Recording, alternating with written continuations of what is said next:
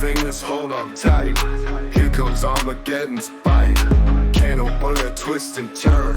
Feel the power as you learn. Tempo's rising like the sun.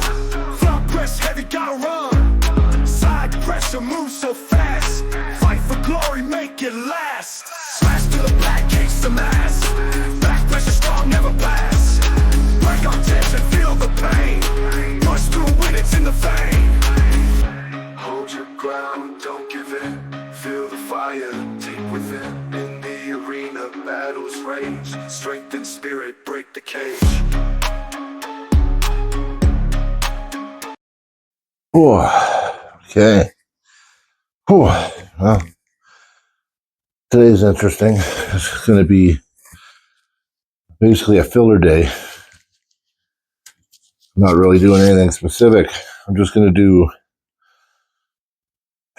basically random shit. It's going to be random exercises, but all these exercises I do will definitely carry over somewhat to the table.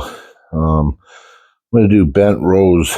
I'm going to do supinated grip. And this is an exercise I like. It really improves that lat drag pressure. And I'm going to do a warm-up set. Then I'm going to beef it up and put some more weight on it next set. But let's see how it goes. Whew.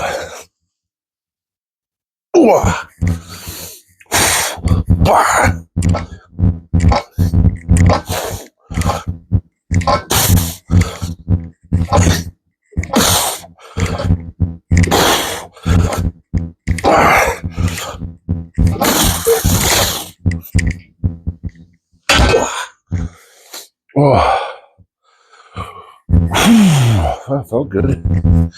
Got my adrenaline going a bit. Okay.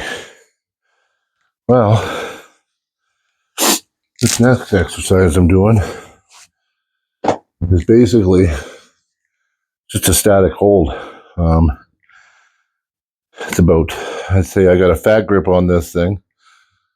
It's about 3.5 inches. And all I'm going to do basically is just hold it. I'm going to cup it like this. I'm going to just hold that cup as long as I can. And then switch hands and do it with the other hand. I only have one of these grips, so. But it's a good static exercise for your forearm. Basically, grab it, cup, and then hold that cup as long as you can. Boy, I haven't done this one in a while. It's already burning.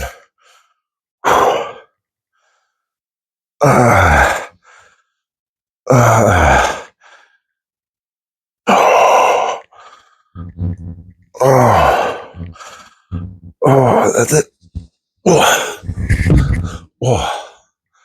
Yeah, I'll show you this grip. It's basically, drop the phone. But you can see it. It's a pretty fat grip. And I'm doing it with 70 pounds. 70 pounds doesn't seem like a lot, but when you're fully cupped and holding it, it doesn't take long for that forearm to start real burning. So I'm going to switch hands and then get on with the next exercise. Okay, and my left arm isn't as strong as my right, but I think I can still do this.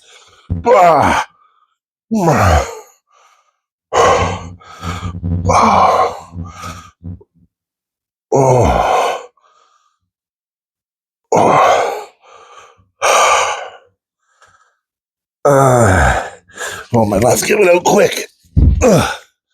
Left gave out quick on that one. But I still like to do the left. I don't even arm wrestle with my left much, but one day I'd like to. So I try to keep my left, at least try to keep up with my right, within 5% of my right strength. So But okay, on to the next. Okay. These are going to be single arm lat rows. Whew. Yeah. For some reason, my breathing's off today. And I'm using the fat grip too. So I do have a 3.5 inch grip on there. Really, really strengthens your cupping ability. So I like doing that. 1, 2, 3, 4. Ooh. Ah. Ah. Ah. Ah. Oh. Whew. Yeah, it really changes things with that fat grip on there. Basically, I could do a lot more weight usually on this exercise, but with that fat grip on there, it changes things. I probably lose 30% of my max weight I can do. So, but my wrist is getting strong. I'm gonna try it on the left. My left is weaker, but I'm gonna try. 2, 3. Wow, a lot weaker. And it's not my arm that's weaker, it's my hand. My cup's giving out on me quicker. Okay, catch my breath, on to the next. Okay. Well, this one here I got from Hutchings. I do watch a lot of Todd's training exercises that he posts on YouTube. For one, my main power style, like the way I pull, is a lot like Todd Hutchings.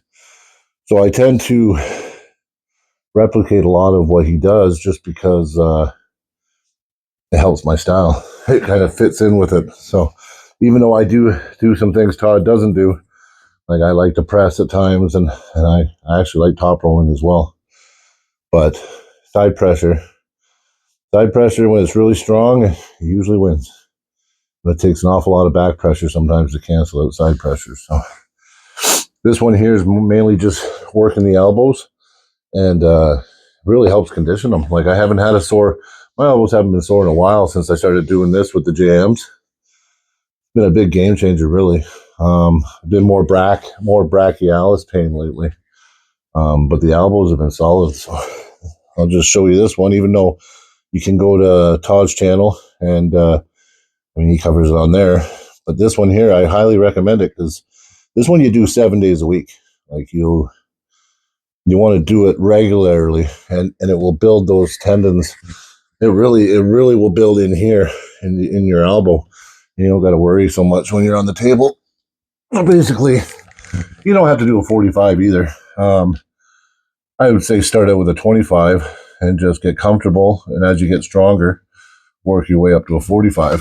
So because if you go right to a 45 and you're not used to these exercises, you can actually maybe even hurt your elbow. So maybe just start with a lighter weight and then work your way up. But it's just a 3 motion exercise. So it's a curl to a press to behind the head. And that's 1. 2.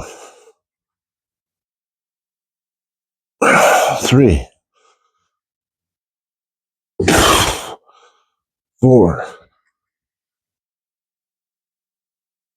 5. 6. 7. 8. 9.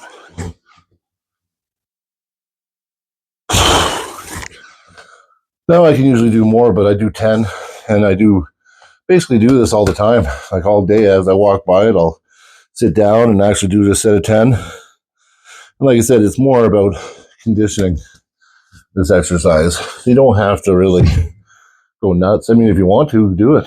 I mean, I'm sure it will definitely give you results, but I definitely recommend this for conditioning. It really just really strengthens all in here. And you get a little bicep and you get a little shoulders and chest too because of the curl and then the press and then that, right? So,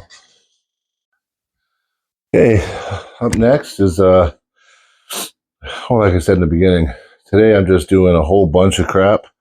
It's just a filler day for me. I'm kind of weird. I kind of go all over the place on my filler days. I just, whatever I feel like doing, whatever I think of doing, I do it. I mean, they're all exercises that are part of my actual routine that I do. But on filler days, I just like to just wing it and just kind of pump up everything and just feel strong overall, you know, get that pump in all the muscles, you know. So this one here is good for supination. This exercise here is really, it really helped me to control the supination. Like a lot of times I'll go outside, but sometimes I have to go back in just to regain that control. I'll teeter back and forth. And after doing exercises like this and improving that strength going in, I find that I can control and I can kind of go either way and get hand control. Sometimes if I'm a little overpronated, I can come back with the down pressure and a little bit of supination and just kind of keep that control of the hand. But yeah, it's good to be strong this way and this way. A lot of times, you know, even just to control the hand at center, it isn't all about pronation. Sometimes it's down pressure and supination that will control that hand. So this one here, you're basically just loading a dumbbell, and you want to put at least a 2-inch grip on, and you're loading a dumbbell only on one side, and it's basically a curl, but it's it's loaded only on the inside. Build that supination.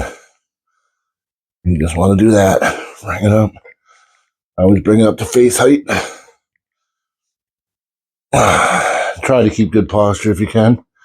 Because the weight is only on one side of your body.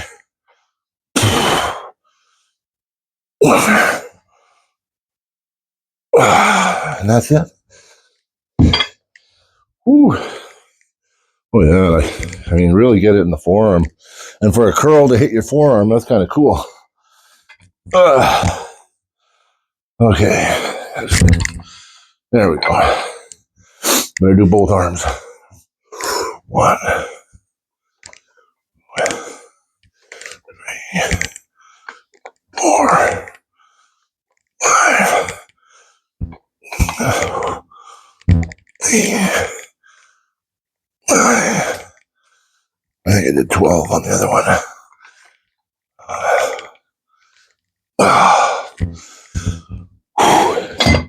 Oh, really good exercise to build that supination. Oh, okay.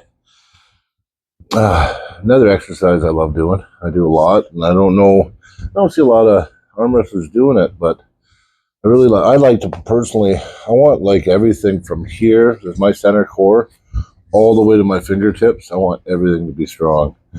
One thing I noticed when I was just starting out the first, I'd say 6 months, I had every injury. I think I popped my pec. I had a bicep tendon tear. I had a small tear in my shoulder. So I think it's really important that as an arm wrestler, we condition basically right from center all the way to the end of your lever. And I mean, you should be strong in your core too, and your legs, because believe it or not, you use your whole body when you're arm wrestling. So in saying that, I like to do incline dumbbell presses. And I do a lot of incline dumbbell presses because it really focuses my shoulders. And, you know, like when you're in a grinder, I mean, the chances of you having a shoulder tear or, you know, a pec tear, these things, I see them a lot. And a lot of arm wrestlers say, oh, bench press, you don't need that for arm wrestling. You know, why would I do any of that? Like, you know what I mean? And it's like, well, I mean, I think I've almost seen more pec tears and shoulder ruptures an actual bicep tendon breaks and other injuries. Like I've seen a lot of pec stuff and shoulder stuff since I started. And even in training, guys are hurting themselves sometimes in their shoulders. They're tearing their rotator's cup, and they're getting tears in their rear delt and stuff. And use all these things in arm wrestling. So it's very important to really build just everything. Make the whole chain strong. You want to be strong from the beginning of the chain right to the end of the chain. So, and the more even all the chain gets with each other with its strength, the better it performs as well.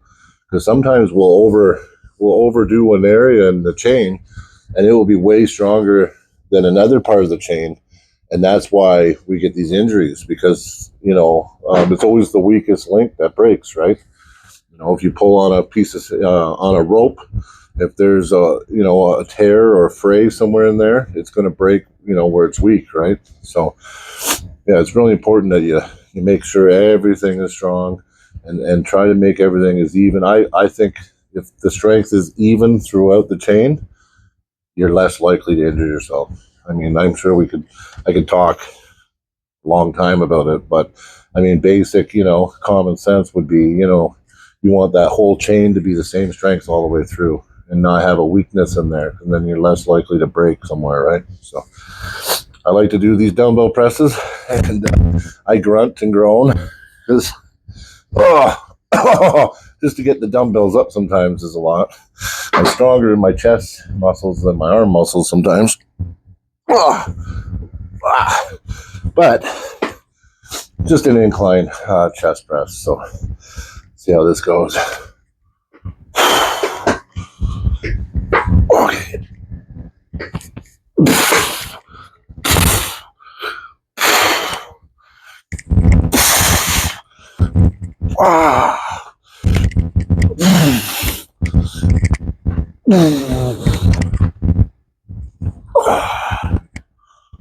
Oh, I'm popping and creaking a bit, but that's okay. My first set.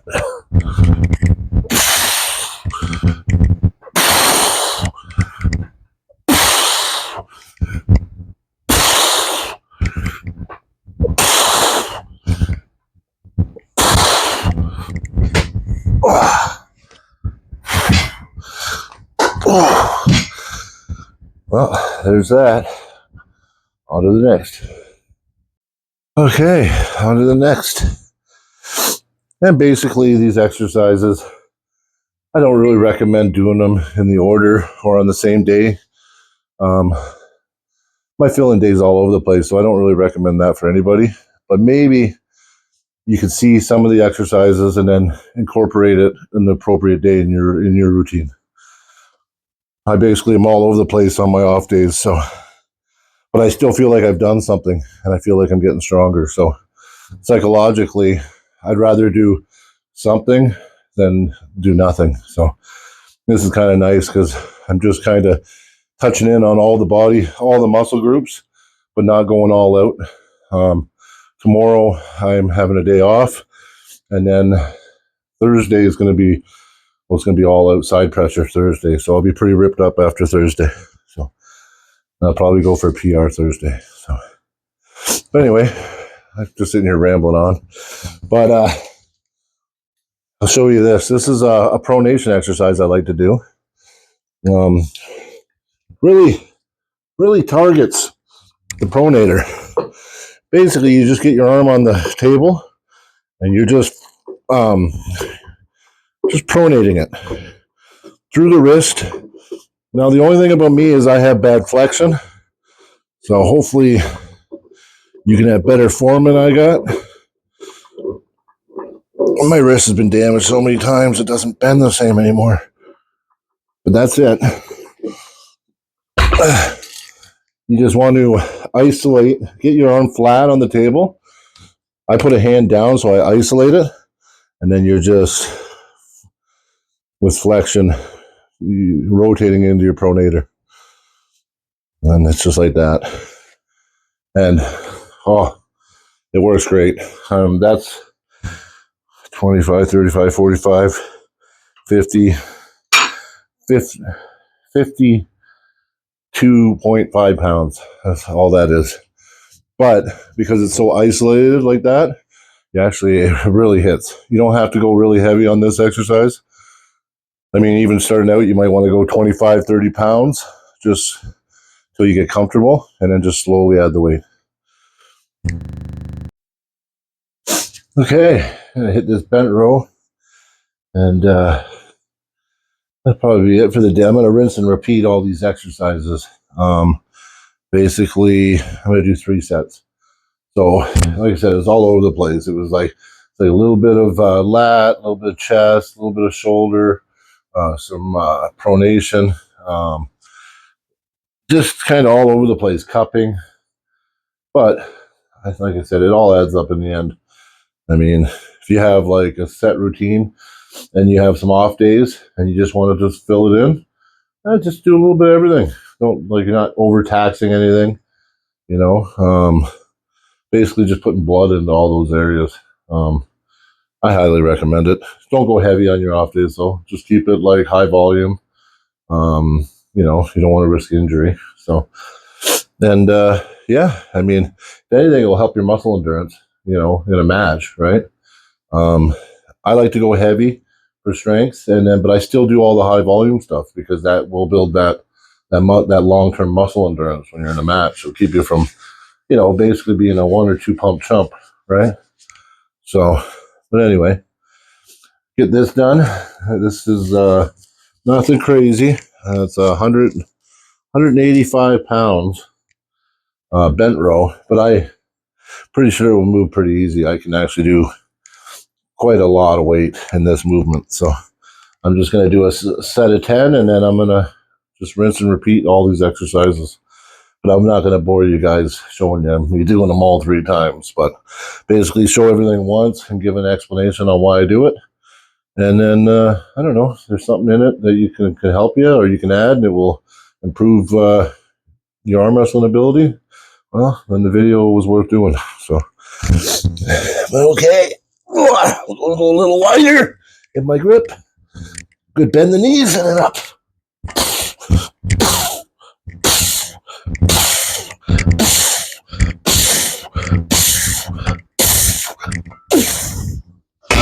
Wow. 10. Just 10. But anyway, hopefully these videos can help you guys. And I don't know. If you think they just suck, tell me and I won't do them anymore. But if they help you, I did a good job.